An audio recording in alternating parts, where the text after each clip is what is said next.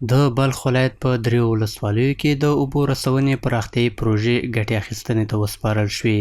یو له دغو پروژو څخه د بلخ ولسوالۍ په برمزید کلي کې پلې شوې ده چې له اوبو څخه د یاد کلي 162 کورنۍ برخمنې شوې. په شمال کې د ناروې کمیټې د دفتر مسؤل ویل چې دغه پروژې د سولر سیستم څخه په ګټې اخیستنې په دریو ولسوالیو کې پلې شوې دي چې ورسره به نږدې 500 کورنۍ په مستقیم ډول پاک اوبو ته لاسرسی ومومي.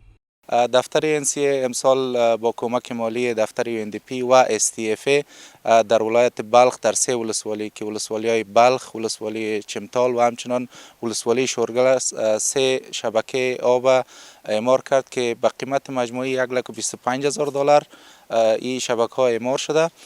ورته مهال ځایي مسؤلینو د دې ترڅنګ چې د یادو پروژو له پلي کوونکو څخه یې مننه وکړه، ورته پروژې د خلکو لپاره مهمې وبللې او د خلکو ته د اسانتیاو رامنځته کولو په برخه کې د افغانستان د اسلامي امارت له ژمنو څخه یاده کړه او د لا زیاتو خدمتونو وړاندې کولو ډاډ یې ورکړ.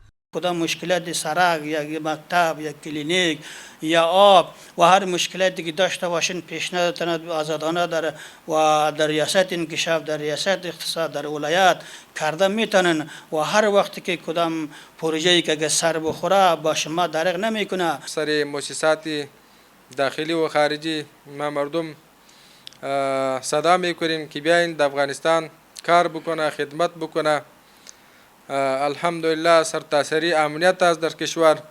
در هر جای که اینا بخواهد که بروه مدیکر از نزدیک مشاهده بکنه، سهولت برش ایجاد است، مشکل الحمدلله نیست. له دې سره د برمزید د کلي اوسیدونکي د اوبو رسونې شبکې پرانیسته د خپلو ستونزو په له منځه وړلو کې مهم ګام بولي او زیاتوي چې له دې سره د څښاک د پاکو اوبو اړتیاوې 100% پوره شوې. از آب واشامیدی ما بسیار ضعیف بودیم.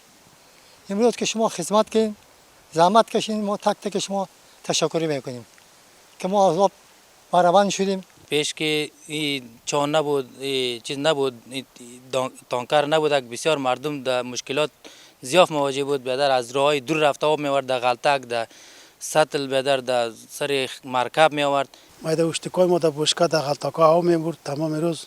یعنی بی سرگردان بود، آبی جوی بود، آبی بسیار خراب، زرد، رنگش مردار، کثیف. یعنی شبکه ما بسیار خدمت کرد، ما بسیار خوش هستیم، بسیار خوش هستیم. د یادولو وړ ده چې د اوبو رسونې دغه شبکې هر یوه د 23 متره مکعب په کچې د اوبو کانکریټي ذخیرې لري چې د لمریزې برېښنا پر مټ له اوبو څخه ډکیږي او وروسته په کورونو ویشل کیږي.